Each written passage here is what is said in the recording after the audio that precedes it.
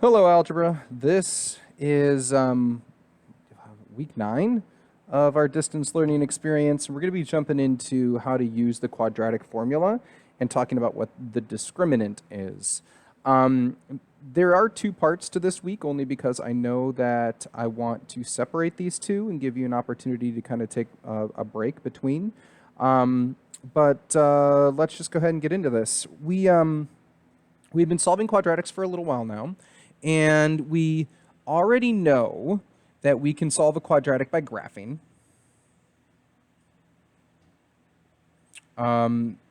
We have graphed using vertex form. We have graphed using standard form. And you know that when you're graphing, you're looking to figure out where does the graph cross the x-axis. That's the solution to a quadratic. Where does it cross the x-axis? So we can do that by graphing. We've also solved by factoring. Right? And with factoring, you typically have some sort of, binomial. You have, let's say, x squared plus 5x plus 6 would work, right? Factors of 6 that add up to 5. You have some sort of form like that, right? And then we can solve that, getting the roots, setting them, or getting the binomial, setting them equal to 0, and finding the roots or the zeros, or all those words that mean the solution to a quadratic. Okay, we've done this by using square roots.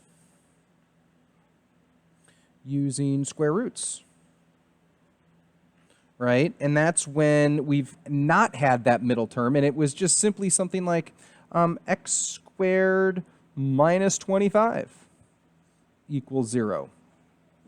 Right? That would be something where you can use a square root, okay? So now the last way that you can use or you can solve a quadratic is using the quadratic formula, okay? And I did that one in green because that's the new one. So we'll do quadratic formula, okay? Now the quadratic formula is pretty great because it works all the time with whatever type of quadratic you're working with. There's no specific quadratic type, whereas factoring, you have to have a specific type. Solving a square root, you have to have it look a certain way. Using the quadratic formula, it works for every quadratic. Works for every quadratic, which is kind of neat. All right, but sometimes it might just be easier to factor it. Sometimes it might just be easier to solve it using a square root. I'm pretty sure if you saw this guy, you're not going to be like, I want to jump in and use this quadratic formula. And trust me, you're not going to, because I'm going to show you the quadratic formula in just a minute. But these two would be easiest if you would recognize it and use factoring to solve it. If you would recognize and use solving square roots to solve it, those two would be easier to do it that way. So like that takes you, that's one of the skills you need to really show that you understand this stuff. If you go and just use the quadratic formula every time, it might not be the best option every time. It might not be the right tool to use, okay? So I'm looking to see when I'm assessing, how are you using the tools? Are you using them in the right way at the right time, okay? So here is the quadratic formula. It looks crazy, right? X equals negative b plus or minus the square root of b squared minus 4ac all over 2a. I'll slow it down for you. Sorry, I said that fast. X equals negative b plus or minus the square root of b squared minus 4ac all over 2a. It's a big formula, okay? I'm not going to lie. It's huge. It works every time. I'm not going to derive it for you. If we were back at Odyssey and meeting every day, we would go ahead and explain why this works, okay? We're not there right now. We're just going to use it and practice it and get a cut, because it's helpful, all right? Here's how it's used.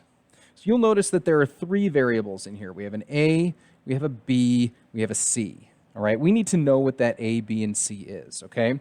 To find the A, B, and C,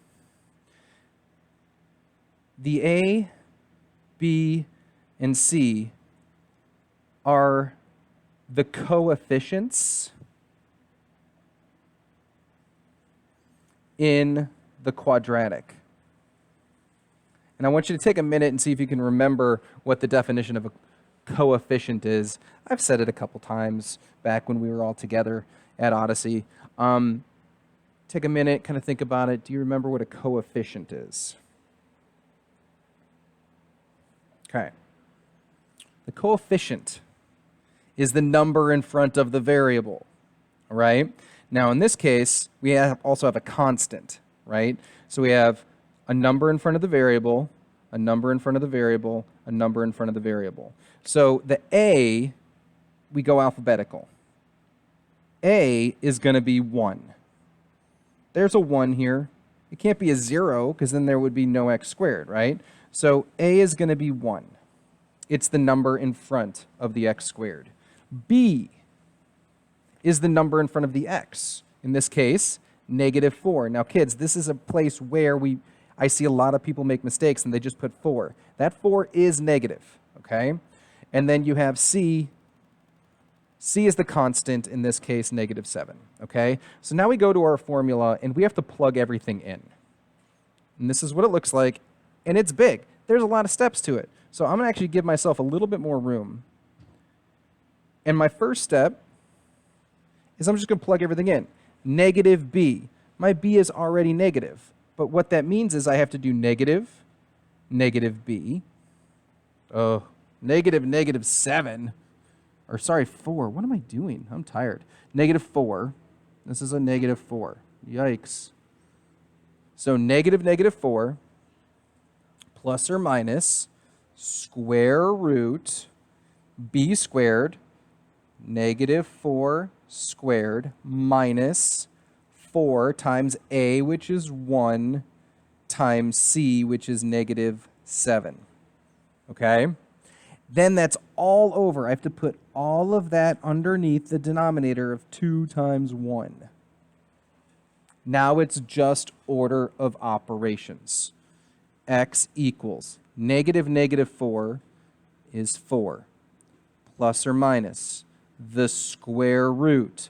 -4 squared is 16, minus, now I have 4 times 1 is 4, oh, but look at this. It's actually going to be -4 times -7. It's going to be a positive 28 all over 2 times 1 is 2. Now I have to do the addition underneath the radical. X equals 4 plus or minus the square root. 16 plus 28. Well, 6 and 8, that is 14. Carry the 1. 1 plus 1 is 2 plus 2 is 4. So now I have 4 plus or minus the square root of 44. Yeah, that looks weird. I'm sorry. All over 2. Now, here's the trick, and this goes back to what we've been doing for the last couple weeks, simplifying the radical. We can take this square root of 44 and simplify it, right? Square root of 44 is actually the square root of 4 times the square root of 11, or 2 times the square root of 11. Now, guys, I chose this example because it is a little bit trickier than most of them. Sorry, 2 times the square root of 11 all over 2.